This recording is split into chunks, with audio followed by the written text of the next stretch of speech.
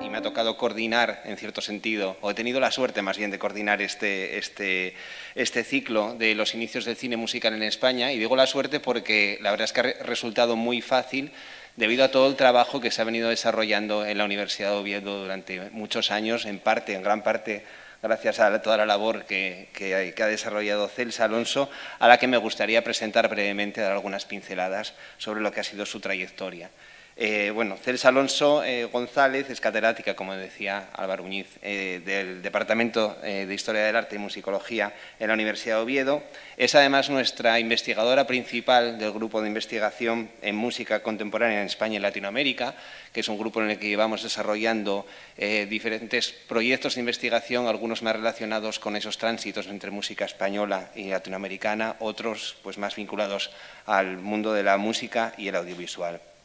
En su larga trayectoria ya como investigadora ha abordado temas muy diversos y siempre ha sabido combinarlos de forma muy acertada, pasando de uno a otro, interrelacionándolos y además estableciendo vías y puentes que han abierto un montón de posibilidades a investigadores que a través de sus trabajos han podido ir desarrollando todas estas líneas y estos campos. Ella ha comenzado su trayectoria investigadora analizando teatro musical, editando el libro La canción lírica española en el siglo XIX y también realizando ediciones críticas de canciones del siglo XIX. Ha realizado un total de 4, que además muchas de ellas han derivado en grabaciones de discos interpretados por intérpretes tan conocidas como Montserrat Caballé o Teresa Berganza. Toda esta línea de investigación derivó en una intensificación unos años después en el tema de la música, nacionalismo y las identidades, que ha estado siempre muy presente en la forma en la que ella tiene de abordar la canción lírica en el siglo XIX y el tránsito hacia el XX. Y es en esta línea en la que ha desarrollado y ha hecho publicaciones en diferentes revistas, pero quiero destacar especialmente un libro que ha servido de referencia para la musicología española en los últimos 10 años, los últimos 10-15 años, que es Creación musical, cultura popular y construcción nacional en la España contemporánea, que es un compendio de artículos, pero que tiene una introducción estupenda y que ha sido referente y fundamento para muchas investigaciones que se han desarrollado sobre música e identidad española en el territorio nacional y también en el ámbito latinoamericano en los últimos años. Y también en esta línea de combinar el teatro musical, las identidades y hacer un giro hacia el cine, que es de lo que nos viene a hablar hoy, destaco la monografía del compositor Francisco Alonso, el compositor granadino. El título de la monografía, Francisco Alonso, La otra cara de la modernidad, es un libro publicado en 2014 y es una figura fundamental porque es un compositor que ha compuesto mucho para teatro musical, pero también ha hecho música para cine y, por lo tanto, digamos que es un momento en el que Celsa profundiza bastante más ya en lo que va a ser ese desarrollo de la música de cine en España. Celsa Alonso, además de estas publicaciones y estas líneas de investigación, ha formado parte de comités científicos de diferentes revistas nacionales e internacionales, ha formado parte de jurados y premios de diferente índole, entre ellos pues, también vinculada a la Fundación de los Grammy Latinos. Ha sido pionera también, y esto tengo que agradecerlo especialmente porque a mí me tocó ser uno de los alumnos, o de los primeros alumnos que pudo asistir a sus clases sobre músicas populares urbanas, sobre pop y rock, cuando esto en la musicología española era una cosa muy extraña. Estoy hablando de muy principios del siglo XXI, finales de los 90, y Celsa ya estaba adentrándose en estos ámbitos, y esto pues también resume lo que es su espíritu como docente, como investigadora, ahora como colega, que es esta fuerza que tiene ella de impulsar líneas de investigación y carreras de personas que nos iniciamos. Yo tuve la suerte de que fuera mi directora de tesis, pero aquí todas las personas que vamos a hablar posteriormente en las siguientes conferencias somos todos doctorandos de ella, es decir, ella ha sido nuestra maestra y vamos, creo que resume bastante lo que es una labor muy completa, tanto en el ámbito de la investigación como en otro ámbito que es tan importante para quienes nos dedicamos a dar clase, que es la docencia y poder animar a la gente a que desarrolle todos estos campos. Sin más, voy a dar la palabra a Celsa, no sin antes recordar que esto es un ciclo, con lo cual comienza hoy con esta conferencia en torno a Antonio Molina, seguirá el próximo martes, que es una conferencia que vamos a dedicar a la figura de Imperio Argentina en el cine, que va a impartir la profesora Laura Miranda. El día martes 15, que es el siguiente martes, la conferencia será sobre niños y niñas en el cine, abordando figuras como Joselito, como Marisol, como Ana Belén, y que impartirá Diana Díaz, también profesora del departamento y miembro del grupo de investigación.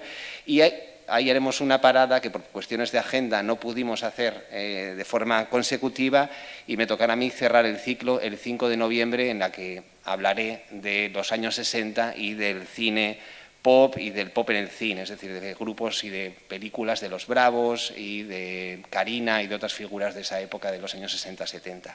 Así que, bueno, sin más y para no robar más tiempo, quiero dar pues las gracias a Celsa por aceptar la propuesta desde el primer momento y dejaros con ella. Bueno, muchas gracias, Edu.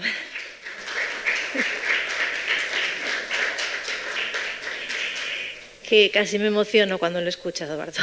Muchas gracias por la presentación.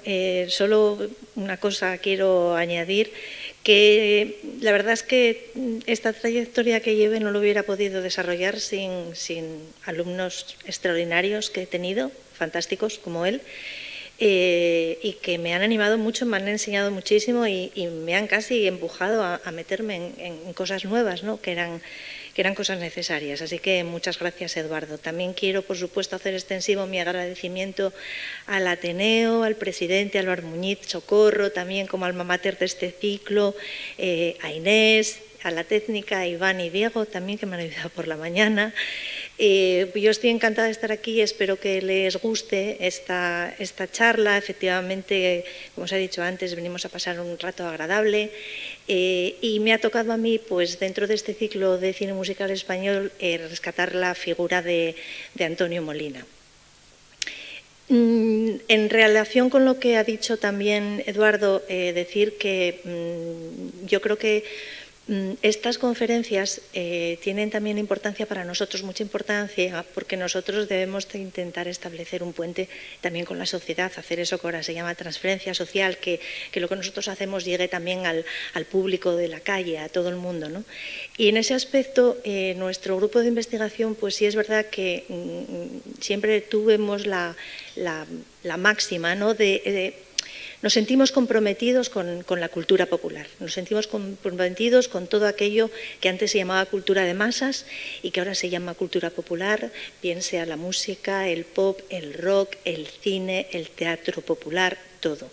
Y en esa línea estamos trabajando, en intentar dignificar todo este repertorio, que es un repertorio que se mueve a través de los medios de comunicación masiva y que fue marginado durante décadas por la academia. Nosotros pues intentamos acercarnos a él y analizarlo como se merece.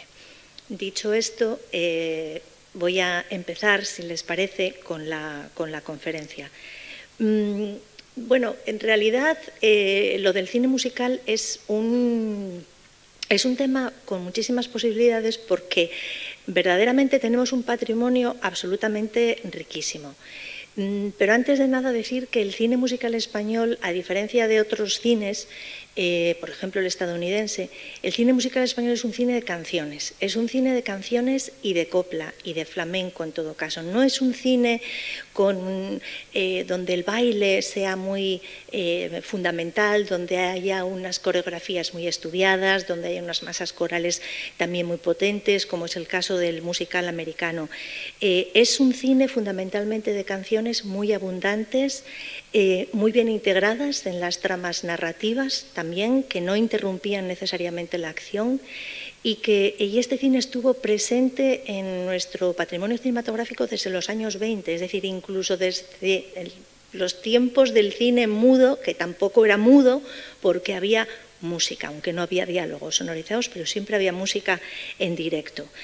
Yo voy a hablarles de una figura fundamental en el cine musical de los años 50, que es una década importantísima en el cine español porque, por una parte, tenemos un cine comercial muy abundante, que es un cine de géneros, al igual que lo había sido la década anterior. Es decir, hay numerosos géneros que se van tipificando y la música y las bandas sonoras muchas veces colaboraban en la construcción de estos géneros cinematográficos. Había, por ejemplo, mucho cine, mucho drama histórico, mucho cine folclórico, mucho cine religioso, adaptaciones literarias y teatrales, había comedia, que es uno de nuestros grandes pilares, con un montón de subgéneros, desde la comedia negra a la comedia musical, a la comedia rosa a finales de la década. Había también cine negro y policíaco, y todo esto conforma un panorama de cine popular y comercial muy rico y muy variado. Pero también estaba lo que se llamaba el cine disidente, encabezado por Bardem y Berlanga, quienes también revolucionaron el cine español mezclando tradiciones, como por ejemplo el cine italiano neorrealista, la tradición del cine de Hollywood y también nuestra propia tradición cinematográfica, nuestro cine popular, particularmente comedia y cine costumbrista. Y desde esta mezcla ellos supieron articular también su crítica al franquismo. Tengas en cuenta también que en esta década se inaugura la Filmoteca Nacional en el 53, se inaugura el Festival de Cine de San Sebastián en el mismo año, se inauguran también las famosas conversaciones de Salamanca, que suponen un antes y un después, y pues eso, se hacía muchísimo cine. Ya en lo que es el cine musical, había también muchos subgéneros. Por una parte estaba el musical folclórico, que ya había empezado en tiempos de la República y continuó después de la guerra, del que va a hablar mi compañera Laura Miranda el próximo martes. La novedad ahora es que hay un relevo de cantantes, porque era un cine comercial hecho aprovechando el filón de las estrellas de la canción. Y ahora ya hay un relevo en los años 50, está Lola Flores, está Carmen Sevilla, está Juanita Reina, está Paquita Rico. Era un cine aquel que reproducía lo que podríamos llamar los estereotipos musicales andaluces, con elementos costumbristas, y ya en los años 50, pues bueno, parecía que necesitaba algunos soplos de aire fresco, ¿no? Algún tipo de renovación. Luego también estaban las adaptaciones de zarzuela, las adaptaciones de opereta. Pueden, por ejemplo, recordar las operetas de Luis Mariano y Carmen Sevilla, que se coproducían con Francia. Luego está el género novedoso de los niños cantores, desde Pablito Calvo, Joselito, hasta llegar a Marisol, del que va a hablar mi compañera Diana Díaz. También hay que tener en cuenta la revitalización del cuplé, que tiene lugar a partir de aquella película maravillosa que fue El último cuplé, seguida de La violetera, dos películas protagonizadas por Sara Montiel, que proponían pues una nueva sensualidad, renovaban un poco la imagen de la mujer en el cine, se distanciaban un poco de esa moral hegemónica del nacionalcatolicismo, que entonces era potente. Y bueno, fueron unas películas de muy buena producción que marcaron también un hito. Dense cuenta que estas películas son del año 57 y 58, que son también años en los que Antonio Molina está haciendo cine, unas películas muy diferentes. Y en ese contexto es donde entra él. Antonio Molina entró muy joven, él ganó un concurso, cuando tenía 21 años, ganó un concurso de radio. Y a raíz de ese concurso, pues graba su primer disco con la discográfica La Voz de su Amo. Y ahí inicia una carrera meteórica, donde daba muchos conciertos en teatros, espectáculos pseudofolclóricos que se llamaban entonces, y él debuta en el Teatro Fuencarral de Madrid en 1952. Tiene un éxito tremendo y ya en el 53 pues rueda su primera película. Este cine que él hace supuso una renovación de aquel cine folclórico en el sentido de que, como han dicho algunas historiadoras norteamericanas que están fascinadas con nuestro cine y con nuestro cine musical en particular, sus películas suponían una masculinización del género, hasta ahora casi siempre, aunque no siempre, pero casi siempre, protagonizado por mujeres, y lo que ellas llaman un emblanquecimiento. Con esto, ¿qué quieren decir? Quiere decir que la mayor parte de aquellas películas de las llamadas folclóricas estaban protagonizadas por mujeres y gitanas, y él era un varón y era payo, con lo cual eso era otro elemento también como de renovación en aquel panorama. Abrió el camino así a una nueva línea de cine de copla y sería relevado luego por Manolo Escobar, que supone un poco ese mismo planteamiento, pero una década más tarde. Por tanto, las películas de estos dos hombres, aunque no son estrictamente musicales folclóricos, en sentido estricto, digamos, pues lo que suponen son ejemplos de eso que también se ha llamado la modernización capitalista de la cultura popular del franquismo y particularmente del cine, que lanzaba productos que se servían de referentes populares y tradicionales para llegar a una audiencia masiva de clases humildes, clases trabajadoras, tanto rurales como urbanas. Piensen en todo aquel éxodo rural y toda aquella llegada a las ciudades de aquellas bolsas de población que procedían del campo. Y esto supuso la reactivación de un cine de copla dirigido a estos sectores populares y, por supuesto, triunfó. En ese sentido, la película Esa voz es una mina es un referente fundamental, pero antes de esa película rodó otra que fue El pescador de coplas en el año 53, protagonizada también por Marujita Díaz. Y aquí la película la dirigió Antonio del Amo, y esto es importante, y ya veremos luego por qué, supone el inicio de la carrera de Antonio Molina en el largo, y en esta película Marujita Díaz cantaba 3 canciones y él cantaba 7. Narraba la historia de unos pescadores en un puerto andaluz, entre ellos 2 hermanos huérfanos, que eran ellos 2, que cantaban muy bien, y pues un empresario madrileño les escucha cantar y les propone irse a Madrid y triunfar en el mundo de la canción. Al principio ellos no aceptan, pero luego, viendo que la situación de trabajo que tenían era una situación pues muy mala.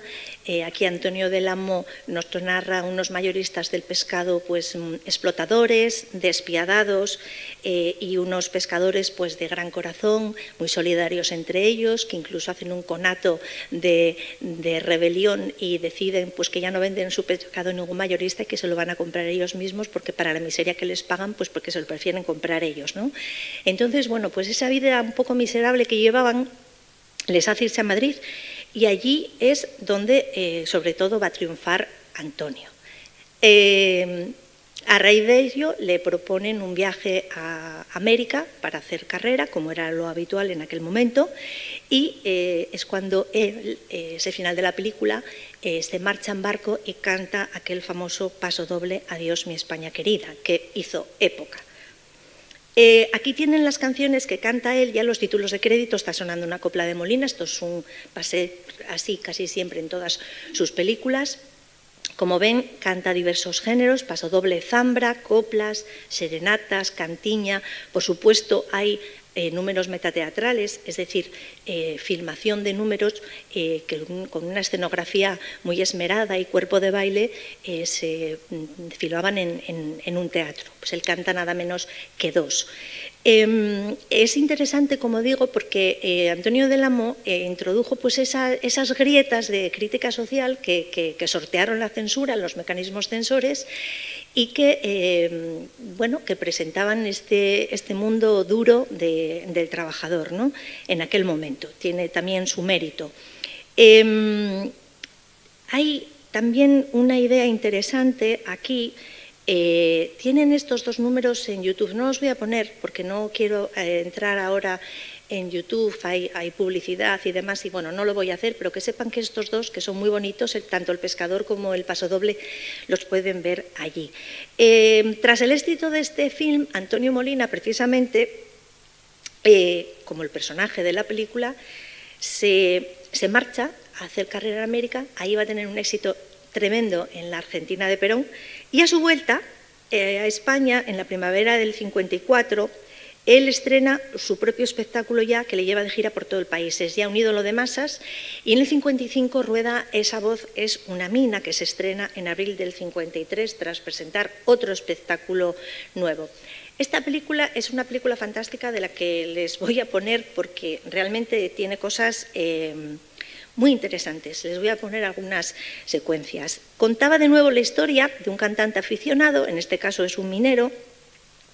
Ahora se llama Rafael. En las siguientes películas se va a llamar Antonio, como él, todos sus personajes, pero en esta era Rafael, un joven muy generoso, de un corazón desbordante, que tiene una mujer que se ha quedado paralítica.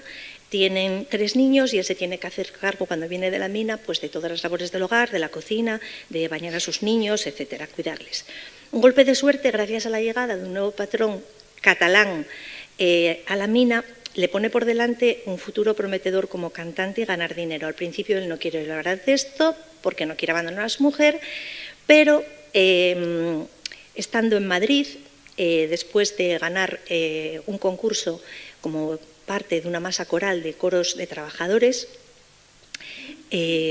concretamente en este caso con sus compañeros de la mina, pues le oyen cantar y una bailaora decide, junto con un empresario y junto con un locutor de radio, le tienden una pequeña trampa para convencerle para que se marche con ellos a América. Es decir, un locutor de radio, una bailaora y un empresario simbolizan la industria del espectáculo, una industria sin corazón que quiere aprovecharse de este joven inocente, trabajador. Él se ve tentado, además la bailaora le seduce, comete adulterio, decide que se marcha, pero en un último momento, y por influencia de la providencia divina, vamos a ver también cómo la religión está muy presente en todas estas películas, pues decide volver a su casa. Decide volver a su casa con su vida oscura y triste de minero, porque la moraleja también es que la felicidad está en la familia, en el hogar, en el trabajo, en el sacrificio y en el amor a Dios. Es por tanto un melodrama en el que él canta 7 canciones, pero también está narrado en un tono de comedia colectiva, las bromas de sus compañeros frente al drama del protagonista, que ponen pues ese contrapunto gratificante, al igual que las canciones que canta el minero. Como ven, hay géneros variados, tientos, pasodobles, tanguillo, en distintos lugares, en la mina, en su casa, en una fiesta donde canta una ronda, hasta que trasciende a la esfera pública y entonces la Paloma Blanca la canta en el Festival de Coros, la Nana en la radio y un bolero en casa de la bailaora. No es casual que sea un bolero lo que canta en la casa de la bailaora, porque ella le ha llevado allí a invitarle a la última copa, le seduce y él pues cae en sus garras y le canta un bolero que...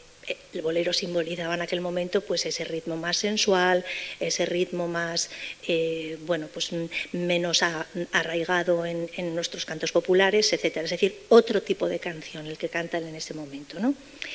Hay ideas, es un compendio la película interesantísimo de valores hegemónicos y conservadores, es una película de su época. Respecto a la religión, al trabajo, al sacrificio, por supuesto la mujer. Hay varios detalles interesantes. El primero es un discurso nacionalista muy potente, pero es una visión de España, por una parte, como suma de regiones, que veremos en el Festival de Coros, y por otra parte es una visión de España también en la que Andalucía se presenta como esencia de la nación. Y eso va ligado también a una dicotomía norte-sur entre el patrón catalán y los mineros andaluces. Ese nuevo propietario de la mina, que representa los supuestos mitos culturales catalanes, lo van a escuchar, está enamorado de la cultura andaluza y del flamenco. La película empieza con una voz en off en la que, al estilo del Nodo, el locutor dice: en Andalucía se baila por soleares, se fermenta la manzanilla, pero también se trabaja. No es solo una tierra de vagos, es una tierra de hombres trabajadores que saben ganarse el pan de cada día. Voy a poner un trozo de esta voz en off. Pero Andalucía es siempre Andalucía y no pierde su personalidad ni siquiera cuando arrima el hombro. Alguna diferencia de haber entre un minero andaluz y otro de Liverpool, de esos que solo abren la boca para pedir la nacionalización de la industria pesada. Los nuestros saben armonizar la grave sinfonía del esfuerzo con la alegre irreverencia que es el cante de la tierra. En el fondo de la mina grabé tu nombre con mi barrena. Con un letrero que dice viva mi novia guapa y morena, que soy minero. Ventana.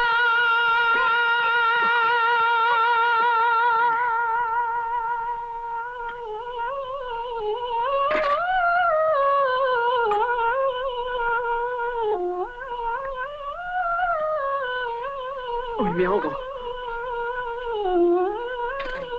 Pero qué macho que soy. Que yo te quiero, aunque no quieras.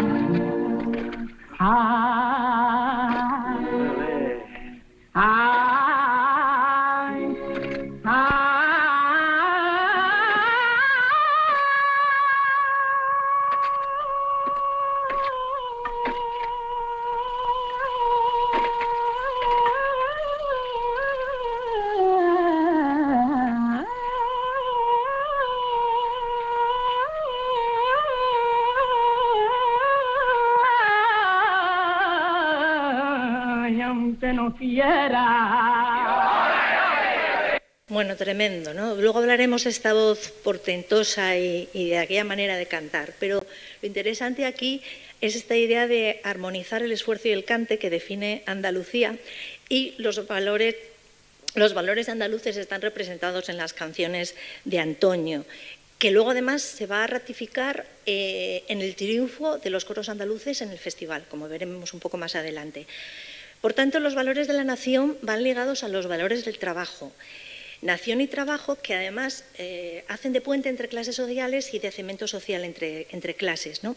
Y hay otra segunda idea muy interesante, que es la idea de la fraternidad entre el trabajador y el empresario.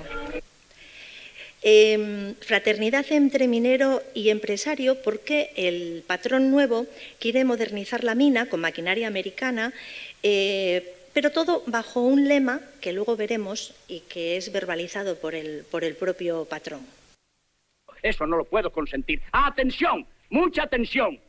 He bajado a las profundidades de esta mina, mis queridos trabajadores, para poder confraternizar con todos vosotros, porque yo afirmo que el patrono y el obrero han de ser buenos amiguitos para que el negocio del patrono vaya viento en popa. Yo soy un trabajador como vosotros, con corbata y un poco más de dinero, pero un sencillo trabajador.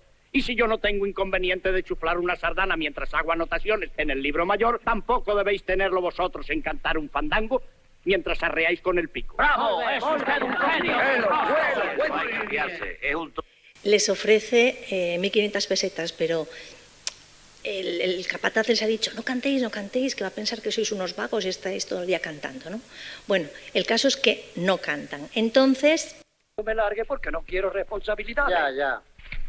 Los muchachos no me conocen y a lo mejor con eso de que soy catalán se imaginan que no les voy a soltar las 1.500 pesetas. Ya irán tomando confianza con usted, don Próspero. Seguro. Si viera usted mi fábrica de calcetines de Tarrasa, aquello es un paraíso. Todos los sábados después del pago de jornales me reúno con mis obreros a jugar al tute. Y siempre recupero unos duritos. ¿Oye usted? La confraternización. Sí. Dentro de una semana estamos jugando al tute. Bueno, habría mucho que decir a esto, pero aquí también están presentes toda esa mitología del catalán. Eso no lo puedo consentir.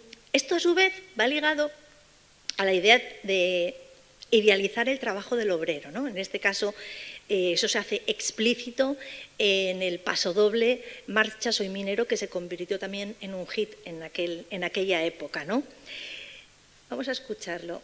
Joven. Soy minero. Sale agarrado del brazo del patrón. Templé mi corazón con pico y barrena. Soy minero. Lleva las 1.500 pesetas en la mano. Y con caña, vino y ron me quito las penas. Soy barrenero porque a mí nada me espanta. Y solo quiero el sonido de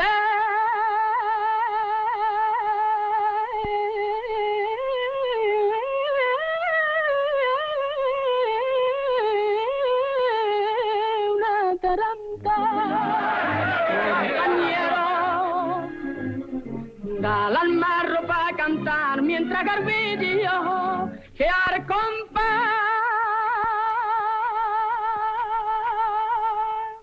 del marro quiero repetirle al mundo entero, yo soy minero. Esta época también. Y luego también está la ironía, ¿no? La ironía de esa máxima de este personaje fantástico que es el patrón, la de si quieres ganar dinero, hazte amigo del obrero, ¿no? Y en los planes que tiene de crear un patronato recreativo para los mineros en donde iba a haber una piscina, un gimnasio, una biblioteca y, por supuesto, donde iba a haber una masa coral. Descuide, don Próspero. Procure no divagar para que la conferencia no pase de los 3 minutos. En 1 y medio recibirá usted informe detallado de todas las novedades. Y si es en 1 mejor, que si el tiempo es oro para la telefónica, para mí también. Creo que me ha tratado lo bastante para enterarse de cómo me gusta que funcionen las cosas. Me parece que he captado su modo de sentir y de llevar los negocios. ¿Qué se puede resumir en este principio supremo de la gramática parda laboral? Si quieres ganar dinero, hazte amigo del obrero. Sí, señor, hay que tratar al personal como se merece para que él nos trate como merecemos. Sí, señor, sí. Ya sabe que siempre he pensado lo mismo que usted, don Próspero. Hombre, eso no es la verdad, pero procure que lo sea de ahora en adelante. Estoy acariciando la idea de fundar un centro cultural recreativo para esparcimiento de los muchachos. ¿Qué le parece? Me parece una idea digna de usted, don Próspero. Mire, menos tirar de la chaqueta y manos a la obra. A ver a usted. Antes... Descuide, don Próspero. Procure no divagar para que la conferencia... Por supuesto, en la biblioteca había que seleccionar los libros, clásicos españoles, Cervantes, Lope de Vega, Julio Verne, por supuesto, Santiago Rosiñol, dice él también, ¿no?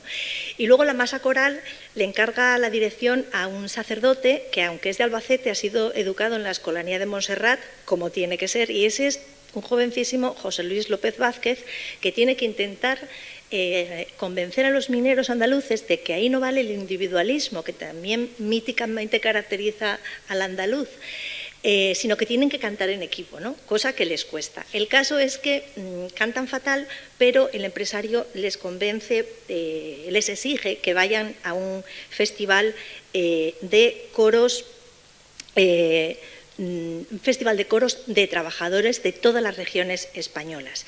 Y bueno, pues aquí también hay pues mucho jugo desde el punto de vista un poco del mensaje político, ¿no? Porque se presenta, insisto, a España como una suma de regiones. También es muy interesante, por ejemplo, aquí ver cómo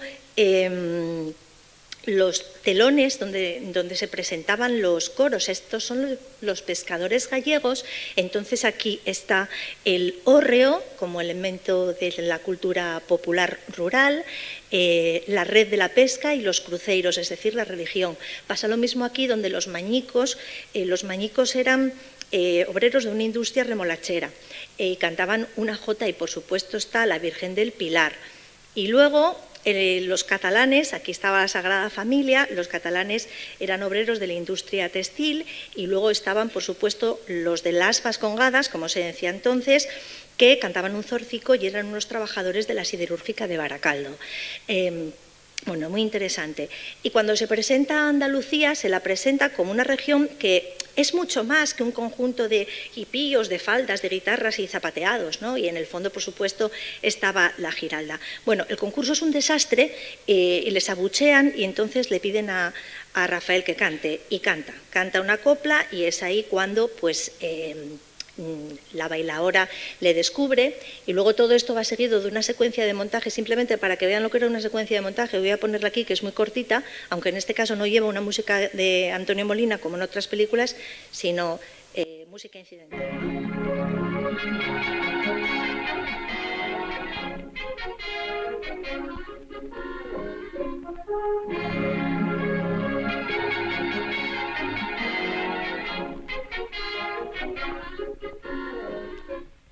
Esta es la canción que habían cantado en el coro, que ha sido un desastre. Bien, luego finalmente hay otro elemento muy importante en la en la película, y es la idea, por supuesto, siempre está presente la idea de la religión y sobre todo de la providencia divina, de lo que nos manda Dios. La resignación ante la desgracia, esto se ve muy bien en el papel de su esposa, les ha enviado Dios esa desgracia, la enfermedad de ella, pero a cambio les ha dado la felicidad de quererse más que nadie.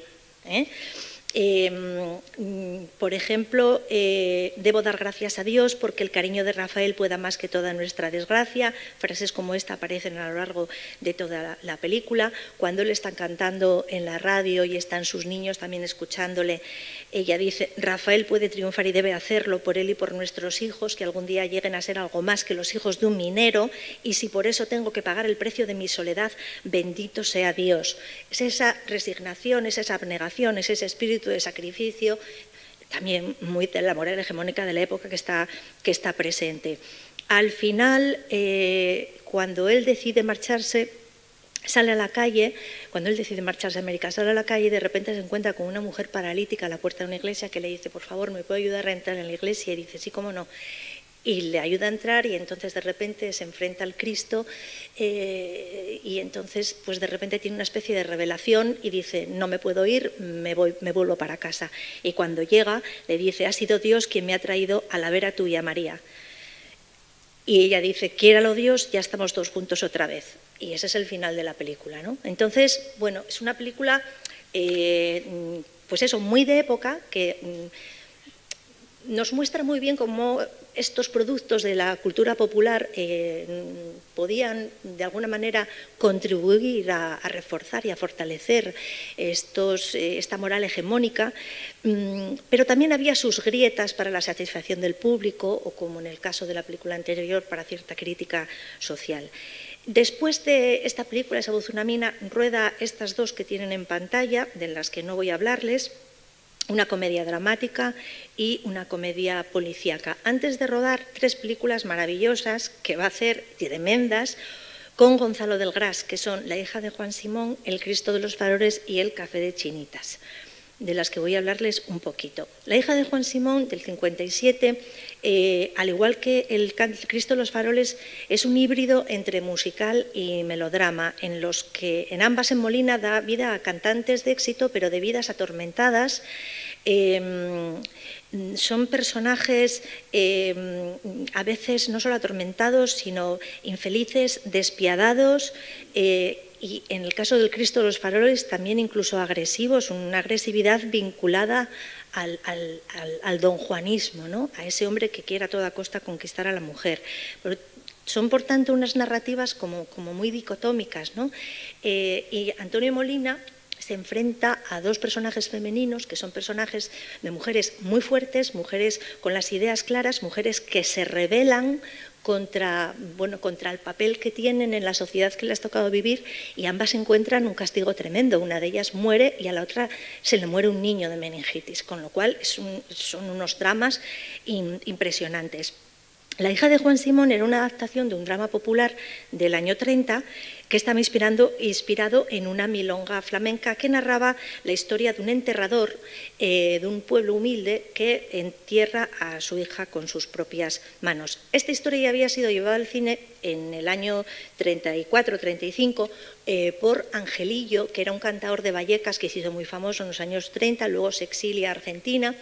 Y él trabajó con Filmófono y trabajó con Luis Buñuel, hizo 2 películas fantásticas, una de ellas La hija de Juan Simón. Lo que pasa que aquí el guión es modificado notablemente, son películas muy diferentes, la versión del 35 y la versión del 57, y aquí lo que hacen los guionistas es adaptar la historia a la realidad de 1957.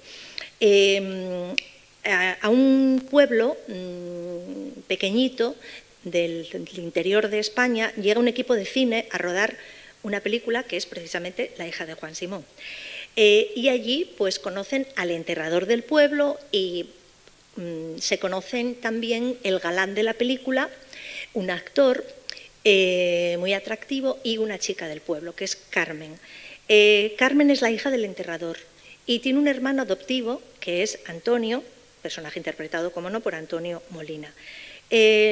El El cine y el galán seducen a Carmen y Carmen decide abandonar su vida horrible o que ella veía sin futuro en aquel pueblo.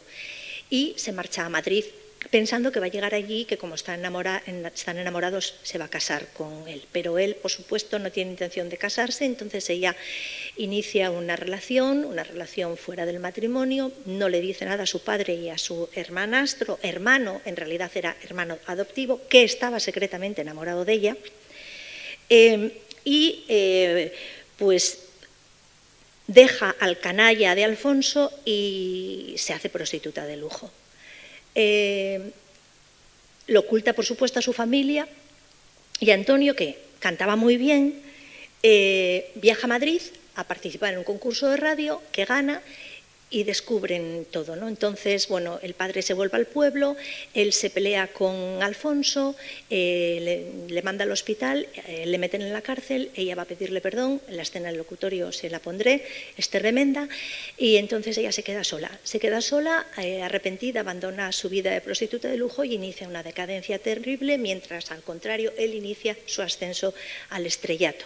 Es una película muy tremenda, ella enferma y regresa al pueblo donde muere. Hay varias canciones, 3 de ellas procedían de la versión de los años 30 y hay otras canciones nuevas. De nuevo los créditos, la famosa milonga, que por cierto Rosalía hizo una versión recientemente en un disco, una versión muy bonita. Aparece la milonga también en la secuencia inicial, en donde se está rodando un entierro, y aparece al final en el entierro real de Carmen. Y luego pues hay, por supuesto, el pasodoble del presidiario cuando él está en la cárcel y otras canciones, bulerías, pasodoble, coplas, etc. Esta es la milonga.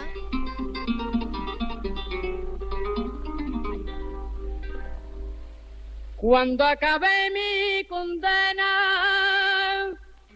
me vi muy solo y perdido. Ella se murió de pena y yo, que la causa sí, yo sé que murió siendo buena. Ella se murió de pena y yo, que la causa sí, yo sé que murió siendo buena. También aparece. Soy enterrador y vengo. Soy enterrador y vengo a enterrar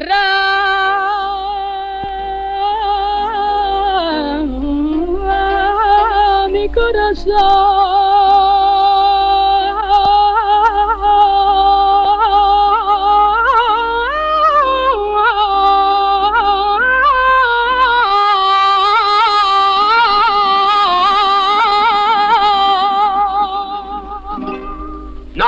No es eso, ¿no?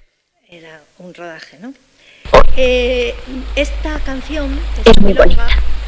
Va a dar lugar a unos temas de la banda sonora original de la película, banda sonora escrita por un compositor muy interesante que se llamaba Daniel Montorio, que además era también el que le escribía música a Antonio Molina en la vida real para sus espectáculos teatrales. Bueno, pues esta milonga se utiliza como tema para el enterrador, que aquí se está despidiendo, o sea, está dando las buenas noches a su hija, al día siguiente ya se va a fugar, y aparece en la guitarra flamenca la milonga, ya referida a Juan. Pero también vamos a escucharla en esa escena en la cárcel que les dije que era tremenda. Quererme nunca. Nunca. Le acaba de preguntar que si no le iba a poder volver a querer nunca, ya ha descubierto a lo que se dedicaba. Ay. Ay. Quererme nunca. Nunca. Te desprecio demasiado para poder quererte. Y perdonarme. Eso sí. Cuando te hayas muerto.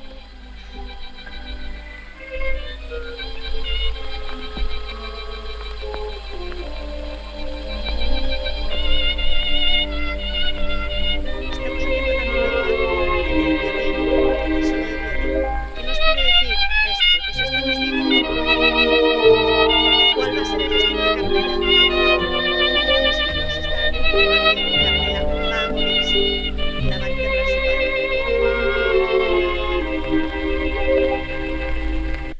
como veis, como ven, son personajes un poco despiadados. También vuelve a sonar, cuando muere de nuevo la religión, la imagen de la extrema unción.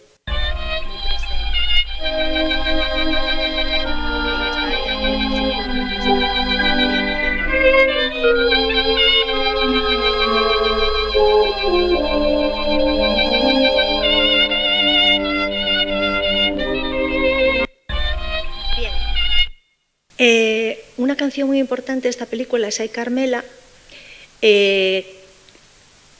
Estrofa y refrán darán lugar a los temas asociados al personaje femenino, que, como digo, es muy fuerte, es una persona muy decidida y se enfrenta a la potencia arrolladora de las canciones de Antonio.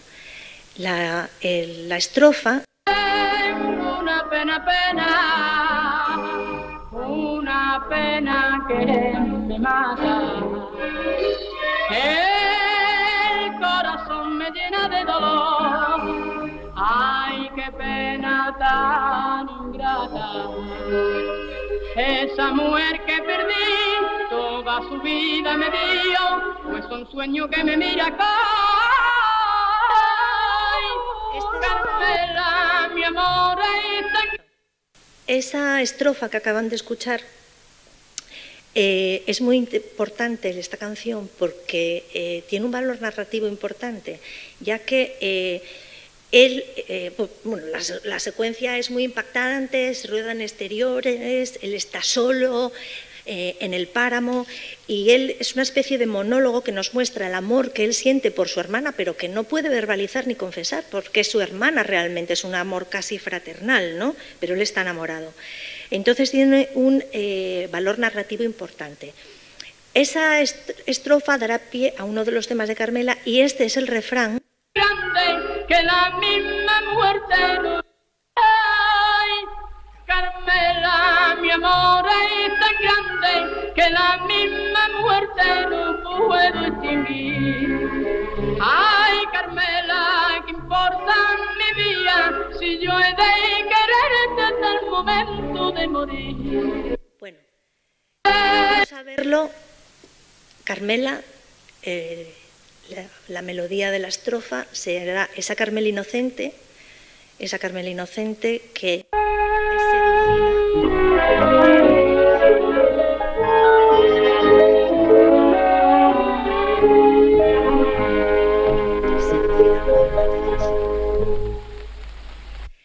que llega a Madrid, a los estudios de cine, buscando a su amor.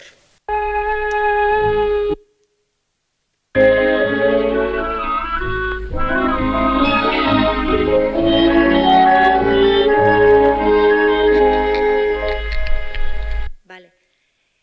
Mientras que la Carmela pecadora tiene otro tema, que es el del refrán.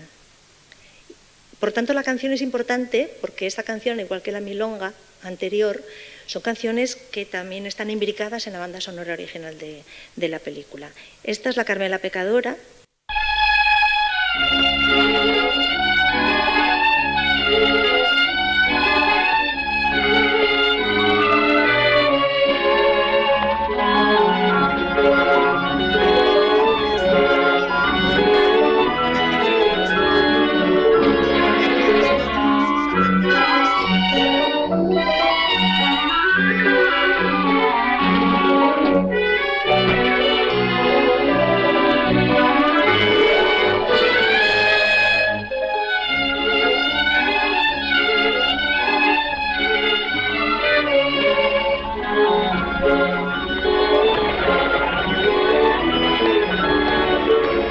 Hasta que se lía con un marqués que la instala en una pensión. También acompañará su caída, una vez que ella decide abandonar esa vida, toda la degradación de ella. ¿Pero por qué se va? Le estoy muy agradecida. Pero su casa me recuerda cosas que quiero olvidar. El marqués no está en España. No puede molestarla. Ni yo pagar una pensión tan cara. Va, ya encontrará usted quién. Eso es lo que no quiero. Encontrar a nadie. Ah, ¿sí puede usted lograrlo?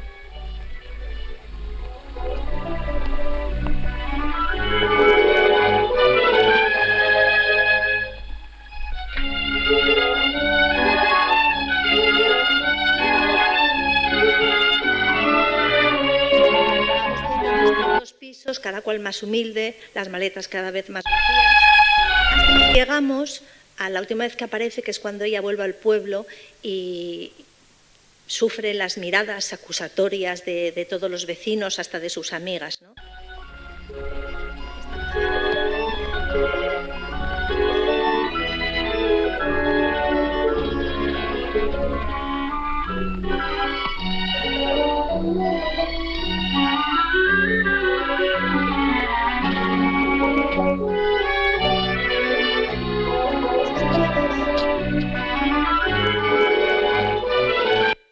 Muy tremendo. Y mientras tanto él pues llega al estrellato. Les voy a poner un paso doble en una secuencia de montaje muy interesante, en donde se ve también cómo la canción española, Antonio, que representa a la canción española, y no es casual que sea un paso doble el que se elige para esta secuencia, conquista al mundo entero.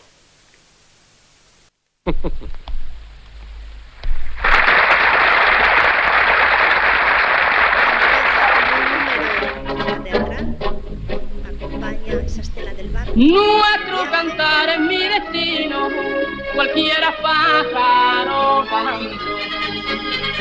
Igual que el viento en el camino, la lluvia en el balcón, las olas cantan en la orilla, el gallo en el amanecer, y en el palacio la guardilla, un hombre y a una mujer.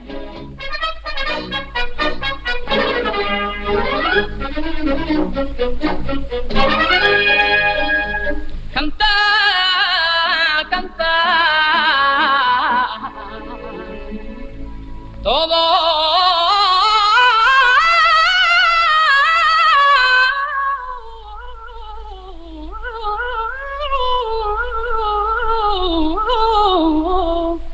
Los días, hoy por solearé, mañana pura alegría,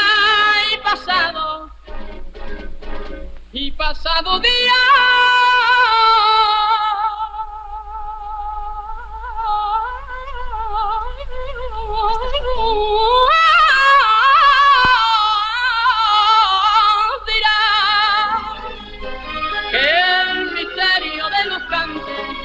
mi garganta guardará. Cantar, cantar, mi garganta guardará.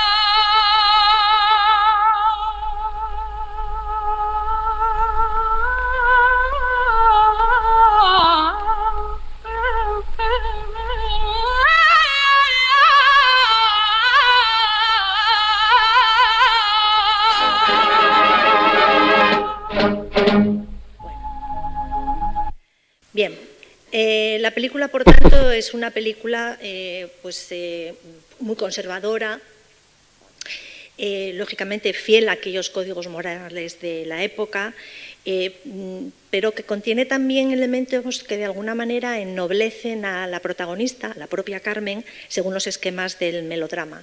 Y la interpretación de María Cuadra fue una interpretación muy buena y logra, gracias al apoyo de la música incidental, es decir, de la banda sonora original, logra intentar hacer frente al personaje Antonio Molina y sus canciones irrepetibles.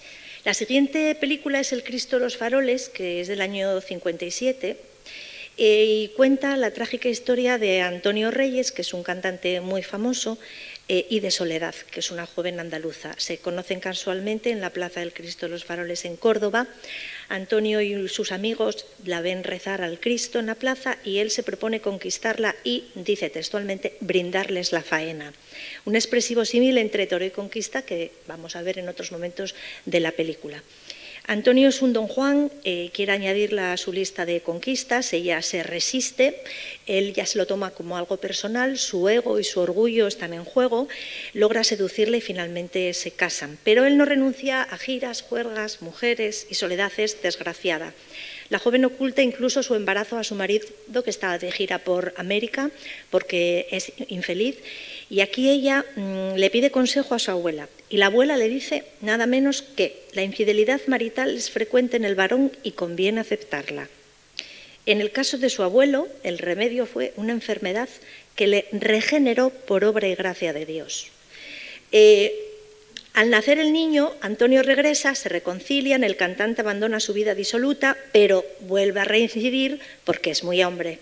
Pasan 8 años, el matrimonio está roto, Soledad se ve de vez en cuando, aunque no haya adulterio, pero bueno, se ve con un antiguo pretendiente suyo, un torero, que llega incluso a plantearle el divorcio. Nos vamos a otro país y nos divorciamos, pero ella no quiere porque, bueno, para ella el matrimonio era un sacramento que no se podía disolver. El trato de Antonio es humillante, es un auténtico, bueno, es realmente una persona deleznable. Ella está tentada, pero bueno, finalmente se resigna y no rompe el matrimonio. Lo que ocurre es que de forma repentina el niño que tienen enferma de meningitis y se muere. Y entonces la muerte del niño cataliza la reconciliación del matrimonio. Es decir, el matrimonio se reconcilia y se regenera en el sufrimiento. O sea, es una historia absolutamente tremenda. Por lo tanto, aquí vemos una película que nos está subrayando la centralidad del matrimonio como institución y sacramento católico que hay que mantener a cualquier precio, la sumisión de la mujer, la muerte del hijo, la regeneración a través de la tragedia, en fin, toda una serie de cuestiones aquí. Antonio, además, proyecta una imagen de de un hombre depredador, agresivo, pero que en el fondo es débil de carácter y no soporta que cuestionen su ego, mientras que ella es fuerte, no es un personaje pasivo. Incluso hay ciertos conatos de insumisión a su marido. Esto, claro, era también un gancho para las posibles espectadoras españolas de los años 50, ¿no? Y luego también hay algún huequecillo para algunas escenas muy berlanguianas, cuando Antonio está paseando una turista británica por un barrio cordobés. Vamos a poner algunas escenas, porque Soledad, por supuesto, también tiene su tema, que está basado en una soleá flamenca, y el tema de Soledad se repite nada menos que 13 veces. Es un tema muy potente. Hay otro tema para el Cristo de los Faroles, que se repite 5 veces, no es tan potente, pero el de ella sí. Y luego él interpreta nada menos que 6 canciones fantásticas. Vamos a ver el tema de Soledad varias veces, son secuencias muy cortitas, pero lo van a distinguir bien. Sin que me lo diga, lo sé. Carmen, María, Esperanza, Mercedes, Sinforosa. No, Sinforosa no puede ser. Hola, Soleá. Muchas gracias, amigo. Buenas tardes, Soleá. Vamos a verlo otra vez, en otro momento, cuando le escribe un telegrama. Ojos bonitos. Stop. Nariz perfecta. Stop. Boca tentadora. Stop. Garganta. Bueno, de la garganta no digo nada. Y ahora stop de verdad. Habrá sinvergüenza. Ese es el cortejo. Este es el Cristo de los Faroles, es la plaza del Cristo de los Faroles, y bueno, esto es muy interesante porque alude claramente al Don Giovanni, ¿no? al Don Juan y su lista de conquistas. ¿Viene usted todas las tardes a rezarle al Cristo de los Faroles? Usted no es de Córdoba. ¿Quién se lo ha dicho? Yo que lo sé. Si fuera usted de Córdoba, figuraría en las guías de turismo al lado de la mezquita y de... Ole, riéndose está usted más bonita todavía. Bueno, ¿quiere usted dejarme tranquila y no seguirme más? Lo que usted mande, y ya no la sigo. Ahora tiene usted que seguirme a mí. ¿Vamos? Si quiere usted decirme algún piropo, yo no me ofendo. Es usted lo único feo que he visto en Córdoba. Y usted lo más bonito que ha venido de fuera. ¿Cómo está tan seguro de que no soy de aquí? Es que tiene contadas las mujeres en Córdoba. La superclase sí. Y para que yo la ponga en mi censo particular tiene que ser una mujer de bandera. ¿Cómo se llama usted?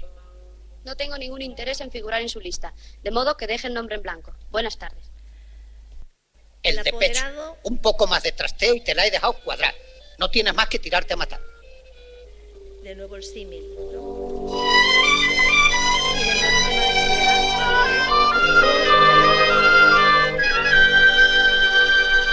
Bien, Él canta, como les he dicho, 6 canciones, una zambra en un teatro, una bulería, canta también esta copla en otra secuencia de montaje muy interesante, un bolero cuando nace su niño y una canción que le dedica al Cristo de los Valores por haberle regalado el hijo que tanto deseaba, que son unos cientos.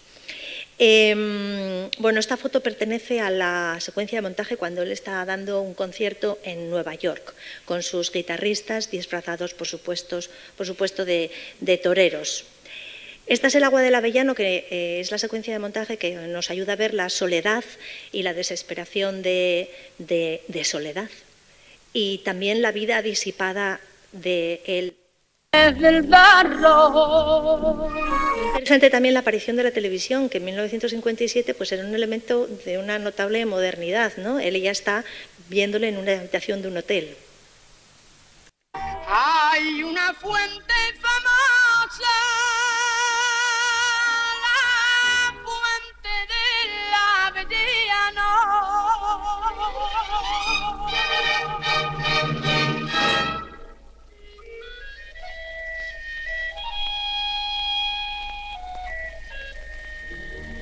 Todas las mañanas subo caminito de la fuente y así lanzo mis pregones cuando... Muy interesante el cartel, el Spanish Balladeer, el canario andaluz, Anthony Kings y sus 3 toreros.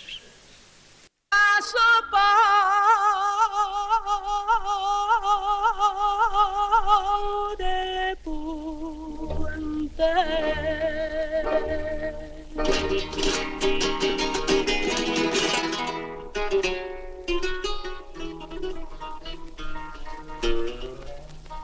Que va como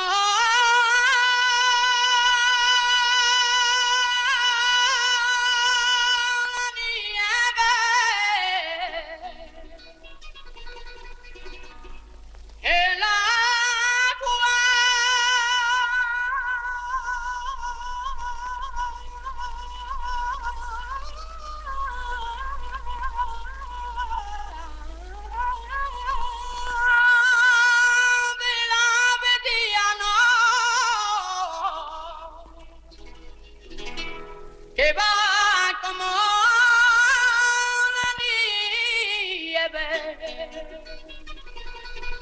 cristalina y con anís,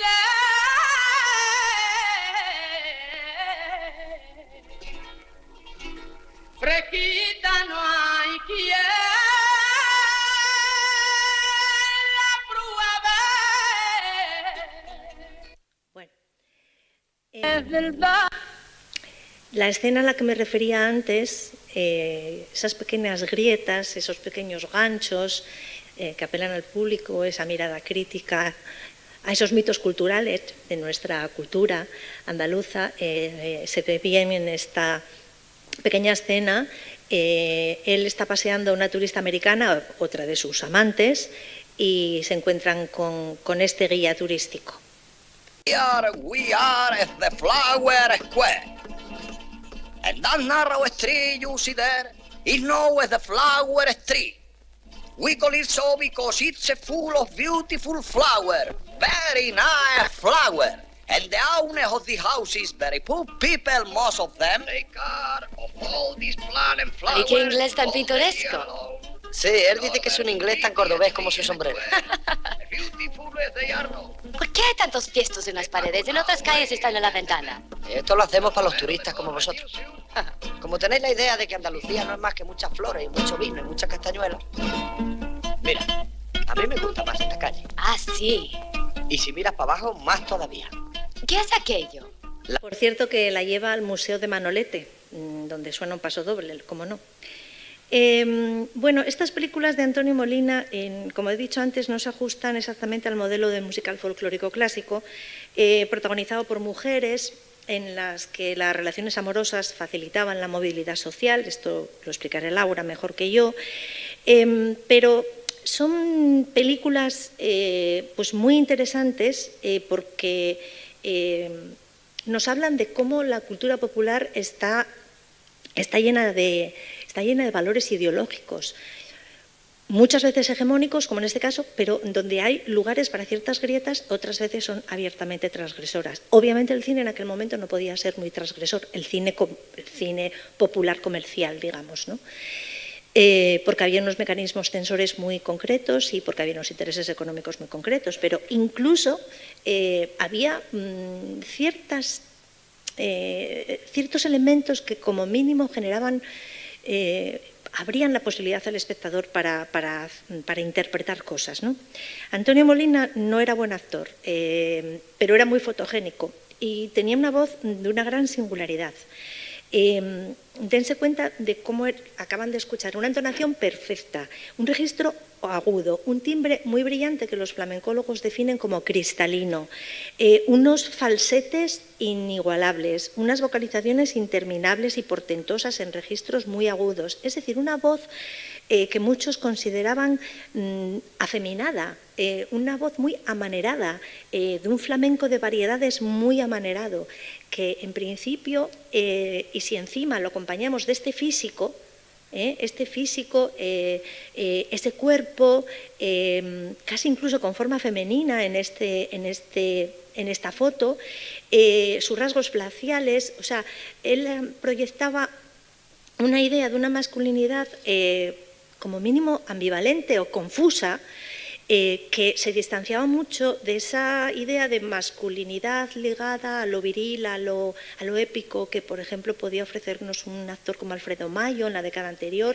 Entonces, y curiosamente, con esa voz y con ese aspecto físico, sin embargo, hemos visto ya cómo eran sus personajes, ese donjuanismo agresivo, esa mirada implacable hacia el pecado de nada menos que de su hermana. Entonces esto genera unas dinámicas muy interesantes que abrían ciertas posibilidades de interpretación a según qué audiencias, ¿no? A según qué público. A mí esto me parece una cosa bastante interesante. Y ya por último, para acabar, quería presentarles la película El café de Chinitas. Si las dos películas anteriores apelaban a la satisfacción del público femenino que podía haberse reflejado en esas mujeres de rompirrasga, pese a su tremendo final, aquí sí es verdad que Carmela y Soledad no eran personajes alegres, sino atormentados, razón por la cual las posibilidades de liberación pues, eran realmente mínimas en comparación, por ejemplo, con otras películas de Lola Flores de aquella época. Si vemos además la relevancia del elemento religioso en las tres películas que hemos visto, ¿no? Las dialécticas entre religión y cultura popular, el mundo del toro, en el caso de La hija de Juan Simón, por ejemplo, un rodaje de una Eucaristía, cuando el equipo de cine está en el pueblo, cortejos fúnebres, el Cristo de los Faroles y la importancia del Cristo de los Faroles en la otra película que acabamos de ver. Es decir, toda esa presencia tan potente de esos esquemas del melodrama y de la religión. Sin embargo, esta película es completamente distinta. El café de Chinitas es una película que es un auténtico ya musical, un musical atravesado de flamenco, también bajo la influencia de la revista. Aquí hay dos estrellas de la canción, que son Antonio Molina y Rafael Farina. Y en la película narra, es un flashback que narra la historia de El Café de Chinitas, que era un local en Málaga que se había inaugurado en 1857 y que fue cerrado por las autoridades en 1937, que había sido una de las cunas del flamenco. Y es una retrospectiva de la historia del Chinitas narrada por Antonio, que es un Antonio Vargas, que fue tramoyista del teatro en su juventud, pero que luego se hizo famoso. Pero es muy interesante porque esta película, que presenta un triángulo amoroso entre Antonio, el personaje de Farina, y la bailaora del local, es en realidad, bueno, ambos hombres por supuesto se enfrentan por la mujer, es en realidad un enfrentamiento de dos formas de ver el flamenco. Por eso es lo que tiene esta película de muy interesante. Es una historia de rivalidad amorosa que esconde, es una metáfora de una rivalidad artística. El personaje Rafael Fariña es rondeño, que es un hombre violento, mujeriego, es el cantador estrella del café, que está en amoríos con Rocío, a quien pega, y se ven las bofetadas de manera explícita en la película.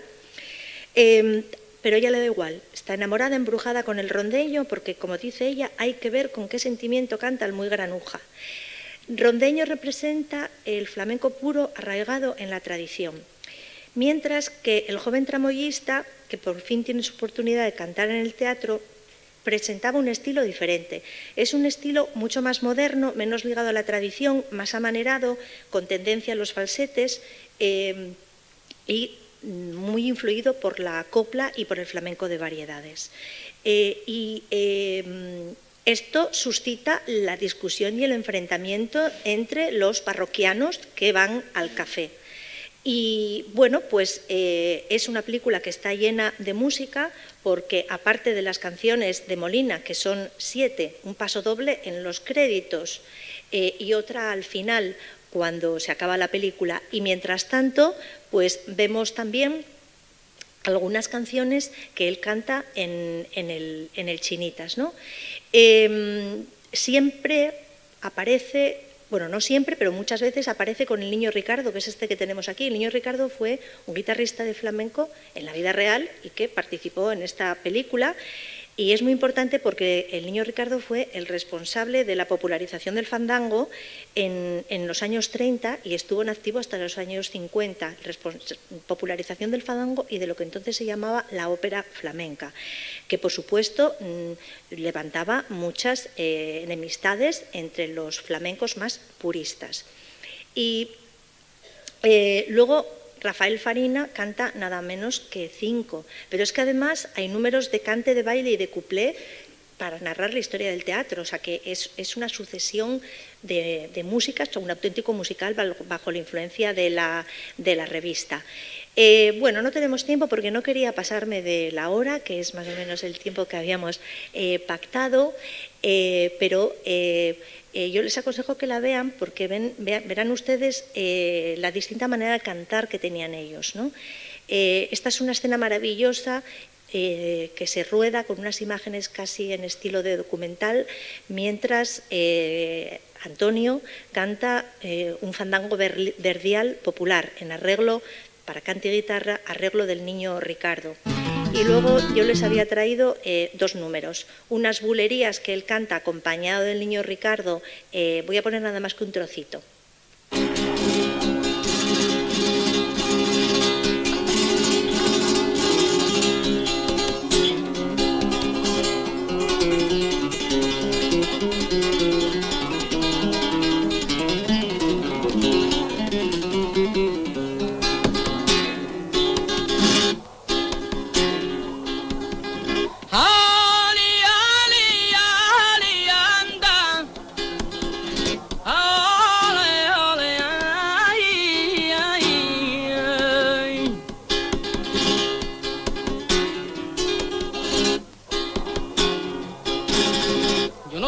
Por dinero, pero cobra mi buenos duros. Más cenaré. No brilla, no se peleaban. Como el pastor en el monte y el marine.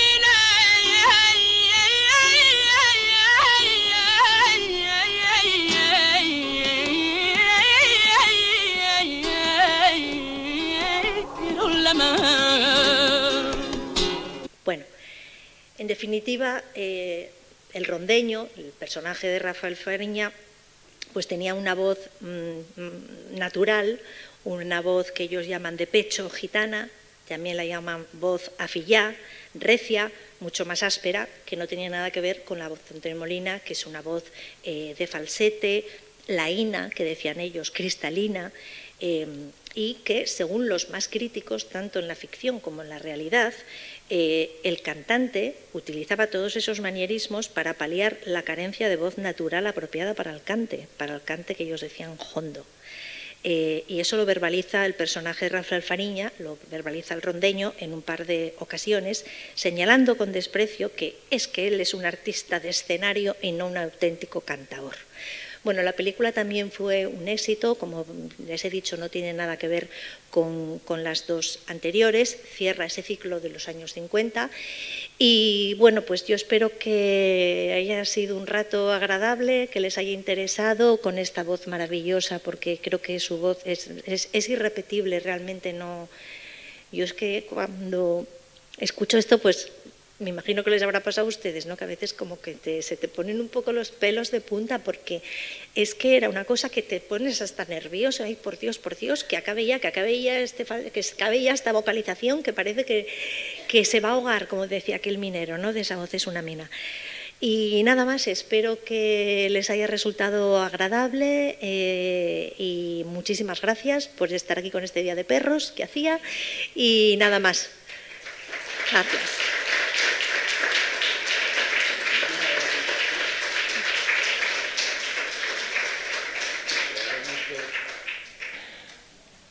Realmente a quien le tenemos que dar las gracias es a ella. Yo, no solo el talento que tiene, sino la capacidad de mantener la atención y el habernos enseñado el por qué las cosas sucedieron en los inicios del cine español, pues eso no tiene precio. Muchas gracias de verdad. Y ha sido una gozada, te lo prometo. Bueno, esperamos a la siguiente jornada del próximo martes, que como veréis, Socorro, ya para qué te voy a contar yo a ti nada, que no sepas. Gracias a todos.